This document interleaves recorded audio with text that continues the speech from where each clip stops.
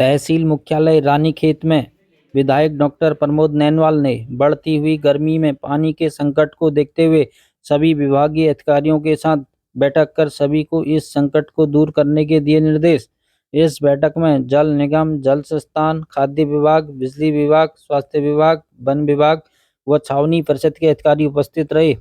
विधायक डॉक्टर प्रमोद नैनवाल ने कहा कि लंबे समय से बारिश न होने के कारण नदियों का जल स्तर काफी कम हो गया है और प्राकृतिक जल स्रोत भी सूख गए हैं और इससे पेयजल काफी कम रह गया है। ऐसे में हमारी पंपिंग योजनाओं में ज्यादा घंटों की पंपिंग नहीं हो पा रही थी, जिससे कि समुचित मात्रा में पेयजल पहुंच पाए।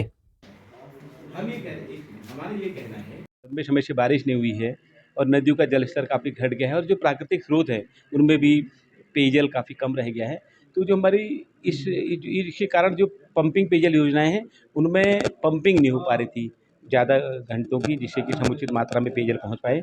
तो हमने एक तालमेल बिठाने के लिए हमारे जल निगम, जल संस्थान और जल निगम की जो यांत्रिक शाखा है उसके साथ विद्युत विभाग के अधिकारी के साथ एक मीटिंग रखी थी। इसमें उप जिलाधिकारी हमारी जो रानीखेत की है ये भी उपस्थित रहे और तमाम अधिकारी रहे। तो सबके साथ बैठ करके तय हुआ कि हमारे जल निगम, जल संस्थान, यांत्रिक शाखा और बिजली विभाग वाले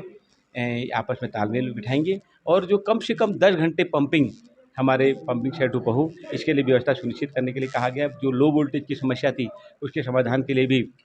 रास्ता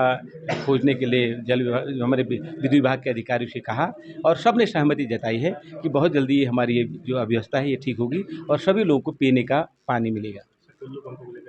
हाँ, टुल्लू पंप के बारे में ये तय हुआ कि ये लोग छापामारी करेंगे, जहाँ जहाँ टुल्लू पंप है उनको वहाँ से हटाएंगे टुल्लू पंप को और जो विधिक कार्रवाई वो भी करेंगे। इसके साथ ही साथ व्हाट्सएप नंबर भी जारी किया जाएगा कि जिसको टुल्लू पंप से संबंधित या जो भी जो शिकायत होगी पेयजल से संबंधित वो उस व्हाट्सएप नंबर पर उपभोक्ता भेजेगा तो उसमें विभाग कार्रवाई करेगा।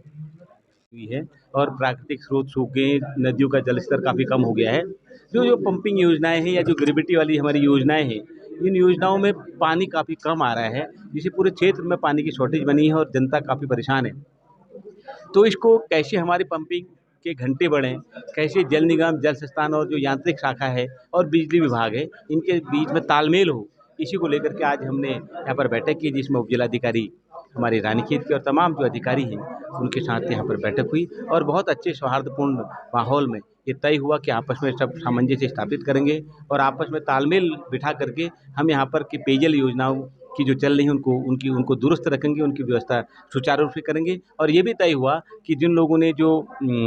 टुल्लू पंप लगाए हैं वो कैसे हटाए जाए, उनको कैसे रिमूव किया जाए, इस पर भी चर्चा आज हुई। और इसी के साथ ही साथ चूँकि बरसात आने वाली है और कई संक्रामक बीमारी को फैलने का भी जो एक गर्मी में जो फैलने का भय रहता है बरसात और गर्मी के बीच में, तो उसमें हमारे सुपरिटेंडेंट यहाँ के अस्पताल के, हमारे नागरिक चिकित्सालय के, उनको भी यहाँ पर बुलाया गया, उनसे भी चर्चा की गई और उन्होंने हमको आश्वस्त किया है कि यहाँ पर अचानक अगर कोई आपदा आती है या इस प्रकार की कोई बीमारी फैलती है तो उसके लिए वो पूर्ण रूप से तैयार हैं। यहाँ पर एक्स्ट्रा करीब 50 बेडों की व्यवस्था उनके पास है और पूर्ण रूप से दवाएँ हैं और जो एपिडेमिक है या जो हमारी जो इस टाइप की जो बीमारियां हैं या आपदा है उसके लिए अलग से डॉक्टरों की टीम भी गठित है, उसके लिए कोई अतिरिक्त उनको होमवर्क करने की ज़रूरत नहीं है। मतलब पूरी तरीके से हमारी विधानसभा के सारे विभाग चाहे स्वास्थ्य विभाग है, जल निगम है, जल संस्थान है, सभी तैयार हैं किसी भी प्रकार की जो आपदा है उसके सामना करने के लिए। सर, गैस को लेकर के अभी ई-केवाईसी को लेकर के मुद्दे उठे थे, उस पर